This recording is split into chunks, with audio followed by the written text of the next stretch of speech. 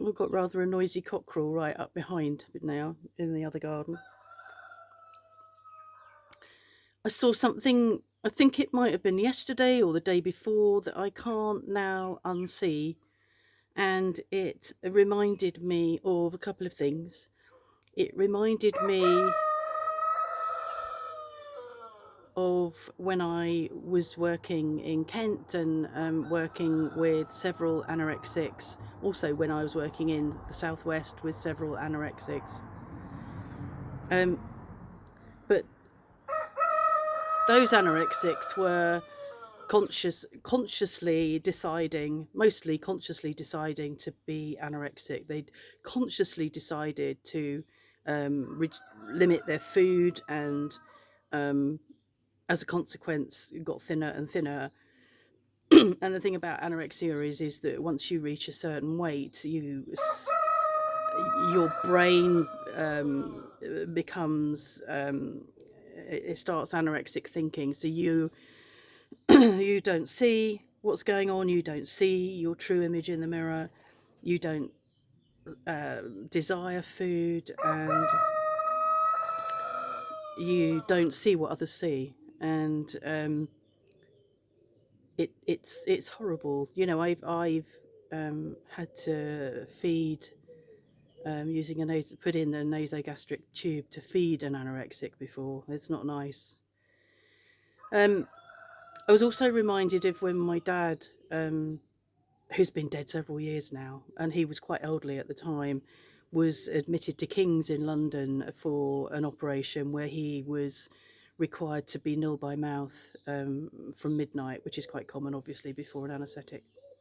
And his operation kept getting postponed, but his nil by mouth didn't. And he ended up for several days being nil by mouth. And I think, sadly, the staff were less than attentive.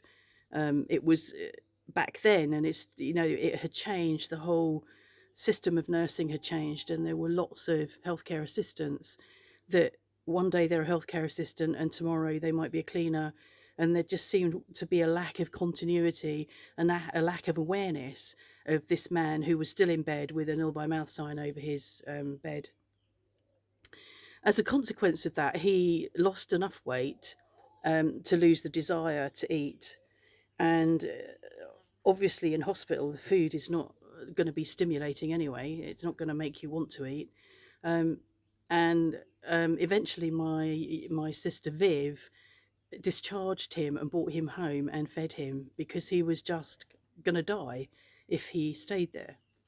So that what I saw yesterday or the day before, it might have been the day before because I've not really been able to upload stuff because of all the storm activity, reminded me of that, reminded me of how you can accidentally become anorexic, how the people around you may not notice that you have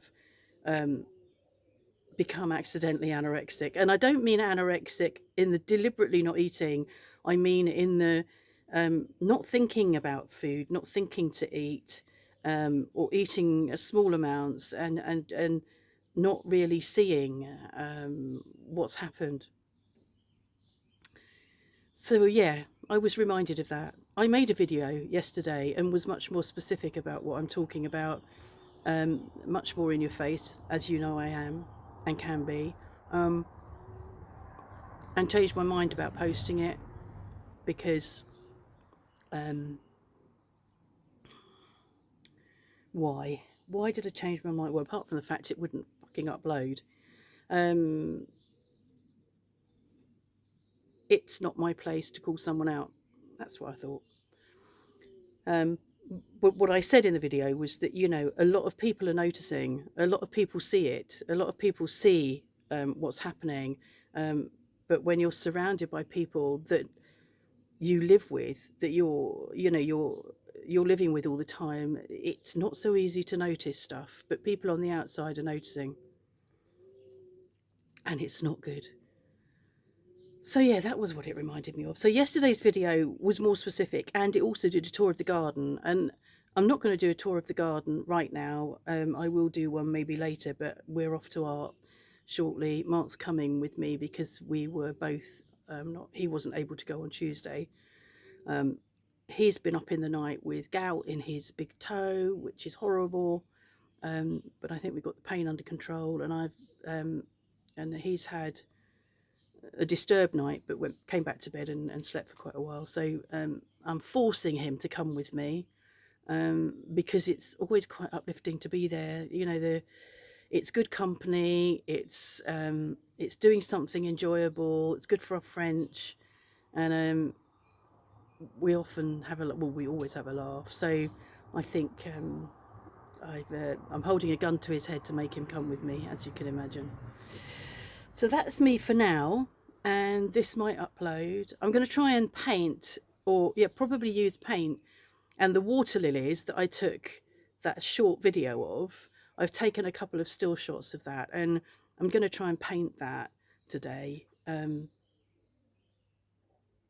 don't know how, but then that's always how it seems. You get there and then think, I don't know how I'm going to do that. But of course, I've got Cleo there who will tell me how I could do it and give me hints about how to do it, and I'll see. It always comes out, that picture, when I take pictures, I take pictures of the water lilies because they're so pretty, but it always astonishes me because actually, in reality, what I mean is when I'm looking at it in real life, you don't obviously notice that sort of the brown bits on the leaves. And I don't know why, but on my tablet and on my phone, they seem to be enhanced, because I think the phone and the tablet enhance the quality of the photo a little, which is why I'm looking so good, obviously. So yeah, so off to art, and I'll do a garden tour maybe later. We'll see.